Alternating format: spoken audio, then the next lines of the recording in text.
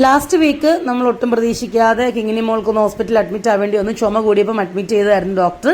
അപ്പോൾ ഒരു 4-5 ദിവസം ഇതായിരുന്നു ഞങ്ങളുടെ റുട്ടീൻ. രാവിലെ 6 മണിക്ക് തന്നെ നെബുലൈസേഷൻ എടുക്കും, പിന്നെ രാവിലെ 6 മണിക്കും വൈകിട്ട് 6 മണിക്കും ആൻറ്റിബയോട്ടിക്കിൻ്റെ ഇഞ്ചക്ഷൻ. അപ്പോൾ രാവിലെ ഇഞ്ചക്ഷനൊക്കെ കഴിഞ്ഞ് കഴിഞ്ഞാൽ ഞങ്ങൾ നേരെ ബ്ലാക്ക് ടീ ഒക്കെ കുടിച്ച് പിന്നെ രാവിലെ ദോശ അല്ലെങ്കിൽ ഇഡ്ഡലി ആയിരിക്കും ഓർഡർ ചെയ്യുന്നത്. പിന്നെ വയ്യാത്തതുകൊണ്ട് തന്നെ ഒരുപാട് അങ്ങ് കുഞ്ഞ് കഴിക്കത്തില്ല, എന്നാലും കുറച്ച് കഴിക്കും, ആവശ്യത്തിന് കഴിക്കും. പിന്നെ അത് കഴിഞ്ഞ് വിശക്കുവാണെങ്കിൽ കഴിക്കാനായിട്ട് ഞാൻ ഇതേപോലെ ബ്രെഡും ജാമും കൂടെ ഓർഡർ ചെയ്ത് വെക്കുമായിരുന്നു. പിന്നെ മോളുടെ ദിവസം കഴിയുന്ന ഇതേപോലെ കാർട്ടൂൺ കാണും, പിന്നെ ആ ബ്രെഡും ജാമും ഒക്കെ ഇച്ചിരി ഇടയ്ക്ക് കഴിക്കും. പിന്നെ കുട്ടികളല്ലേ, അവർ ഏത് സാഹചര്യത്തിനോടും പൊരുത്തപ്പെടും.